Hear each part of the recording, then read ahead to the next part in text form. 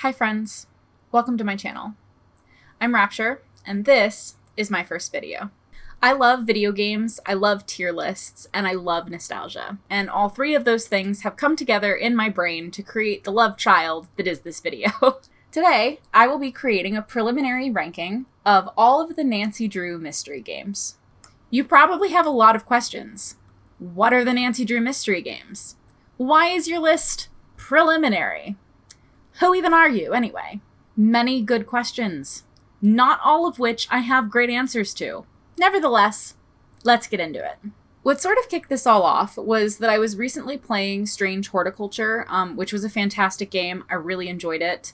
And something about the way that that game laid out its puzzles and its storytelling really reminded me of the Nancy Drew games that I used to play as a kid. And I was thinking back on them, and I realized in the middle of my nostalgia trip that those games are what got me into gaming in the first place. If you aren't familiar with these, they are essentially point-and-click adventure games that follow the iconic teenage detective, Nancy Drew, as she travels the world and solves various cases. So why is this ranking preliminary? I decided that it could be a really fun, nostalgic journey to basically go back and play through all of these games as an adult after having not played them for a really long time. Because I haven't played these games for years, and I frankly don't remember the ones I did play all that well, I thought it would be a fun experiment to sort of create a preliminary ranking of these games based solely on my childhood memory of them. I feel I sort of have like a unique point of view at this moment in time that will disappear the second I start playing the games again. And so I kind of want to see how my childhood nostalgic memories sort of stand up to my soon-to-be formed adult opinions of these games. I think we all probably have that experience where, you know, you've watched something as a child that you've adored, and then you go back and watch it as an adult, and you're like, ooh, this isn't as good as I remember. Or it happens in the reverse, where you watch something as a kid and you think, yeah, I hated that movie, it's awful, I don't like it, and you watch it as an adult and you're like, wow, that's fantastic, why didn't I like this more when I was younger? So the point of the ranking is to kind of get a baseline of how the games stand up over time and in my memory. But again, disclaimer, haven't played them. So I kind of think this list might only be for me. Oops. Okay, so we have our tier list, and I am going to give a couple disclaimers before we totally jump in. The first of which is I haven't played these games in years. Like, some of these games, I was looking through them. The most recent time that I was playing these games was when I was in like middle school. So it has been years, and my memory's not that good. So I don't remember a lot of this, and I don't want anyone to be offended if I rank maybe what is your favorite game really low, because it was the brain of an 8th grader. It was literally like, for some of this, it was, are you smarter than a 5th grader? And spoiler alert, no, because my second disclaimer is I was not smart enough for these games. I played this first one so many times. Like, the first two, I played a lot. I remember I would literally load them up, I would play them, I would get stuck at pretty much the same spot every time, start it over, rinse and repeat. You get the drill. I could not figure these out. And I think it's funny now because I am very aware that a lot of people find the first game and the remake, I believe, of the first game to be the easiest games of the series. And I find that a little alarming. I don't think I ever figured out how to finish it. So previous me was not smart enough for these games. I don't know if I'm going to be smart enough for them even now. We'll see. Third and final disclaimer. I have ordered these by release date because I'm going to be playing them by release date. The reason is because I'm a little worried that if I were to start with the remaster and then go back, it will be jarring. So I'm not going to do that. I'm just going to play them and review them by the order they were released, because I feel like that's fair. You know, like a game that came out in 1999 is not going to have great graphics. It's just not. So all the caveats are done. My tiers. So Pretty simple. I have God tier being in my memory. This thing stands the test of time. I think this game was great. I think I'm gonna love it when I play it again. Pure nostalgia. I really fondly remember this game, have a lot of nostalgia. It doesn't quite make it into God tier. Pretty self-explanatory. Next one is fun, but maybe just okay. So I had a good time, I think, but also I'm questioning if I had a good time. I'm not entirely sold.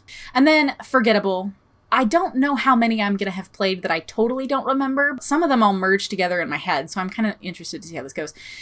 And then actively disliked / problematic. I'm pretty sure I'm only putting one categorically here, but we'll see. I don't want to get ahead of myself. And then I have a category for unplayed because there are actually quite a few of these games that never made their way into my library.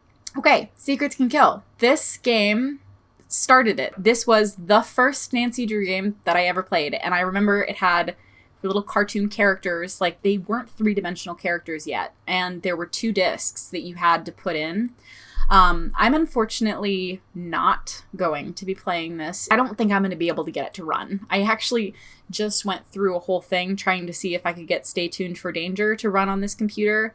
It was a little tricky, and I don't know if I have quite the heart to really force myself to get this one to work. So won't be replaying it, but I will say for my memory ranking, it's hard because this was literally the first game I played. I feel like for that alone, I'm going to put it in pure nostalgia. I don't remember absolutely loving it, like in the sense that I was like obsessed, but it was what spawned my love of the whole series. Like this was the first one that I played. So yeah, I'm going to put it in pure nostalgia. Up next, Stay Tuned for Danger. I think I definitely liked this one less than I liked Secrets Can Kill. And I think it was because I thought it was harder when I was younger, which I realize is not a good way to do this. But I remember I had a harder time figuring out what I was supposed to do in this game. And I remember the graphics changed. They moved into these 3D characters. For today's standards, the graphics are really bad. But in 1999, when this game came out, they were probably pretty good graphics. So I'm going to put this in fun, but maybe just okay. And when we revisit, which this will be the first one I'm starting with, I'll have to see if that kind of holds up. Message in a Haunted Mansion. I don't remember this game very well. Yeah, I'm going to have to say it's forgettable for right now. Maybe I'll think of it differently. I literally can't remember much from that game. I remember there's a stairwell. Like there's a staircase. That's helpful. Okay, Nancy Drew, Treasure in the Royal Tower. I have fond memories of this game. I think this is probably creeping back up to pure nostalgia territory. I feel like I learned a lot about the French Revolution from this game. Like, actually learned, too. Not, like, just little things. But I feel like I remember I came out of this game and I was like, wow, my history class won't know what's coming. Yeah, you know what? I'm going to put this in pure nostalgia. I don't remember a lot about the characters, but I remember, Professor Hotchkiss. I do remember her. This is going in pure nostalgia, because I remember this game better than the others. Okay, the final scene, I think I'm going to put in fun, but maybe just okay, because I know I played it. I remember the theater, but I don't really remember. Yeah, I don't know. I don't know what was going on there. We're going to leave it there. Secret of the Scarlet Hand. I'm going to put that in forgettable, because I don't remember it at all. But I know I played it, because I played all of the first few of them. That's not true. I didn't play this one. We can put this one right there. I didn't play Danger on Deception Island. Okay, wait. Ghost Dogs of Moon Lake. Oh, I really liked this game. You know what? I'm going to put this in pure nostalgia, and I'm not going to put it in God tier, even though that was my first instinct, because I think the only reason I particularly liked this game was I think this was the first game that I actually finished. That could mean that in my upcoming playthrough, I'm going to think maybe the game was too easy or too simple. But I do remember I actually finished this one. So just for that alone, I'm going to leave it in pure nostalgia. I kind of want to move it up to God tier because I have really fond memories of this game. But I kind of think it's like not real. Like I think it's just because I was so proud of myself as a child. Finishing a Nancy Drew game for once. Because I don't think I finished any of these. Like I think I played them enthusiastically with hope. And then my hope was crushed. Good life lessons to learn early, I guess. Okay, Nancy Drew and the Haunted Carousel. I'm going to put this one in fun, but maybe just okay, because I remember this. Like, I do remember it, so I can't put it in forgettable. But I don't really remember, like, really liking it all that much. This is going in God tier. I loved this game. I was totally that girl that was like obsessed with horses but knew nothing about horses. Didn't know anything. But this game kind of let me pretend that I now knew more about horses. I remember I loved the setting. I loved the like kind of setup, and I don't remember exactly what was happening.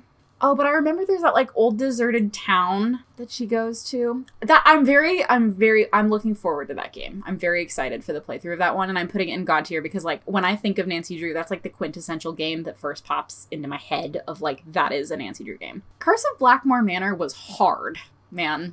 I remembered being worried I was going to be scared because it was very marketed as like much scarier than I think a lot of the other games that had already come out. I feel like I have to put it in. I didn't finish this one.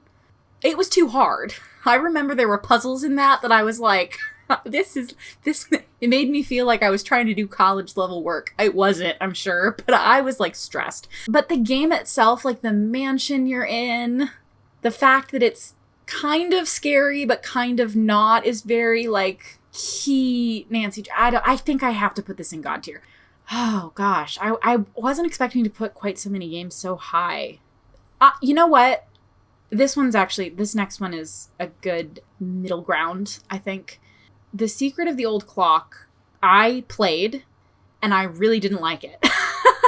This is not the problematic one, but this is not one that I liked. But I think I have a sneaking suspicion I'm going to like it when I play it through now. Because I think the only reason I didn't like it was because it was based off of, like, actual Nancy's first, like, the Nancy Drew books' first case. And so they set it in, like, the 1920s. I probably have the date even wrong, but I was never a big history person in school, and I didn't connect well with the game. But I think now that I'm older, I will probably actually like this. But I'm going to leave it here just for the sake of the comparison later on after I've played them all. That is immediately followed by another God tier game, though, which is Last Train to Blue Moon Canyon, which, in my opinion, is probably the best. I didn't do this for any of the others, but I'm going to do it for this one. I would say I would rank Last Train to Blue Moon Canyon above the I just loved the puzzles. I remember I loved the puzzles, and I loved that we were on a train. I don't remember anything else about the game. I just remembered I really loved the puzzles and the train and the progression of moving through the train cars. I had a really fun time with this. So I'm going to put that one at the top, very top for right now, because I'm extremely excited about playing through that one again in a playthrough. Danger by Design. Putting that in pure nostalgia. Am I? Ooh, maybe it's fun, but maybe just okay.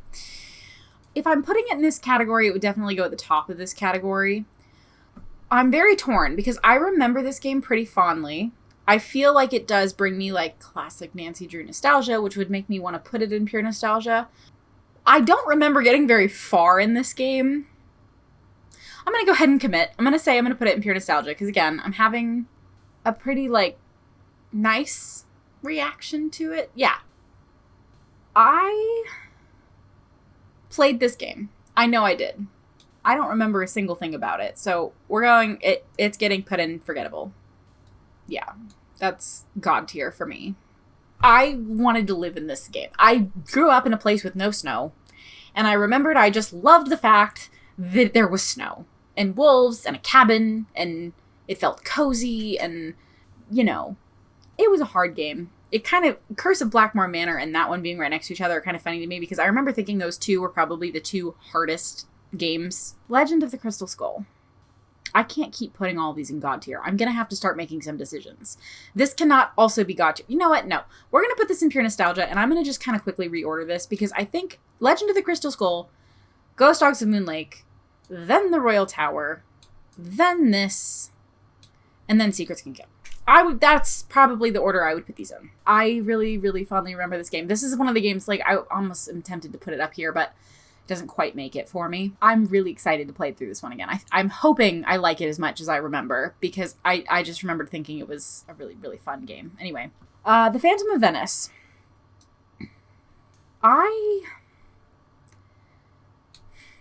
I'm actually debating if I even played it. I might put this in Unplayed, because this isn't the kind of game where I'm like, I know I played it because I remember, like, some of the settings. Like, this one, I remember some of the, like, settings from the game, so I'm literally like 90% positive I did play it. This one, I literally don't remember anything about that. I don't even, like, even the necklace, I don't think I played it. So, unplayed. The Haunting of Castle Malloy is forgettable to me. I remember playing that. I remember playing it, but I don't remember the game. So, I'm gonna have to put it there. This is easy. I have not played this, and I'm gonna just go ahead and preemptively put that. I haven't played either of the I didn't even know these existed until I was researching this for this video. I'm interested. I don't know what they are. I was surprised to see that they came out like so early on, like they were released so early on in the series. I guess my hopes are not super high just because they didn't continue making them, which makes me think they didn't do super well. Okay, this one is going into the problematic category. So I'm only putting it here because it was listed as problematic. I owned this game when I was younger. I had played through like the first part of it. I did not get to the big reveal at the end. I learned the company has discontinued this game due to that controversy and that content. And I'm going to respect their wishes, and I'm not going to try to hunt the game down. I'm not going to play it. I don't even know if you can find it. That's fine. So, unfortunately, it will just live here in the problematic category, and that's where it'll stay. So, all right, moving on to, oh my gosh, this is going in God tier. I thought this was fantastic. I just loved the school setting. I loved the mystery. I loved the characters. I thought everybody, you know, I kind of liked that Nancy was sort of like ingratiated into the school. I'm putting this in God tier, and I'm kind of confidently putting it there. I thought that was a really good game, and I kind of think I'm still going to like it. I think I'm still going to like revisiting Waverly. We're getting close to the point where most of these are, you know what, I'm actually going to jump ahead of myself for just a second because I'm going to shorten this video. I didn't play anything after the Captive Curse. So, all of these can go here. I haven't played any of these. I didn't even know a lot of these existed until I was doing this. So I'm kind of excited, actually, to eventually get to a point where I'm, like, playing games that are actually brand new to me. That'll be fun. Trail of the Twister. I'm going to put this in pure nostalgia. I really liked this game because of, I think, the setting. I do remember that I don't think I loved... man, you know what? Nope, I just remembered a whole plot point of this that I remember I really didn't like. So just because of that moment, I'm going to move it down. I didn't love that the thing that was the big bad of the game was like a natural disaster.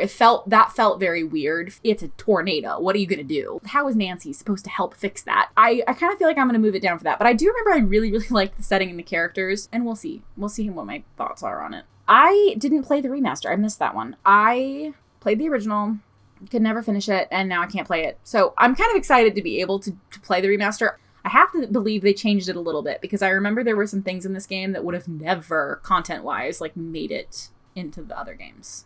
So, is it the same? Maybe it's different. We're gonna find out. Last two.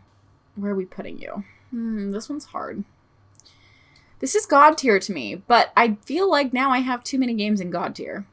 I shouldn't have done this. This is bad. This is an unbalanced chart. This should look like a bell curve, and it does not look like that. Whoops. Okay. Let me place this one. This is easy. This was forgettable. I don't remember this game in the slightest. I know I played it. It was the last game I played. I think I played this one when it was released. Don't remember it. Anyway, it's going there. We're basically done with the ranking. I just want to like kind of close ranks really quickly. These were all forgettable, so I'm comfortable with everything above this because I didn't actually forget anything above this line. I think I was tempted to put this down there. I might move this one. I'm a little concerned that this one's not as good in my head. I'm wondering if I'm just like caught up in the allure that was the fashion designer. Yeah, let me move it down to maybe it was just okay. And if I had to pick one of these to move out of God tier, because I do feel I need to move one of them out of God tier, I would move this one. I would. I think I'm putting this in pure nostalgia because when I think Nancy Drew, I don't actually immediately think of this game. There's my ranking. That's it. It's very even. It's very evenly distributed, which is a little unexpected. I guess I did just kind of do that on purpose. Okay. Childhood Brain has placed them here. I'm going to end on just a quick thought I had in the middle of this, which was that I feel like the reason that these games specifically were so impactful for me was because at the time, they were some of the only games that were like marketed to girl gamers. Like, these two games, The Secrets Can Kill and Stay Tuned for Danger, literally had the slogan for girls who aren't scared of a mouse. And I remember I thought that was so clever at the time, which is funny because I'm terrified of mice and all small critters and creatures and bugs. So didn't quite apply, but like when we're talking mice, like I thought that was such a clever line for a game marketed to an audience that wasn't primarily being targeted for video games for a long time. And the other thing that I wanted to note that I'm just like kind of realizing now is like these games also consistently delivered a story where Nancy was always resourceful, brave, and kind in ways that like main female characters weren't really being portrayed. And granted, times have changed since the very first few versions of these games came out. There's not any concept of gender, I think, on them anymore. Anybody can play these games, and I don't think that anybody feels as though they are any sort of gendered experience. I just wanted to point that out because I feel like it was an impactful thing for me at the time as a gamer, or at least as somebody who was developing like an appreciation for games, but didn't necessarily feel like I was meant to. So yeah, I'm hoping to start my stream of Stay Tuned for Danger sometime soon. And then at the end of all of this, when I'm finished, I'm really excited to kind of redo this video and maybe do like a reaction sort of comparison where I just basically re-rank these based on my adult opinions. All right, I'm going to wrap it up there. Thank you so much for watching this video. If you stuck around this long and you liked it, please give it a thumbs up and possibly subscribe if you'd like to see more content like this in the future. And I hope you all have a fantastic day. Bye.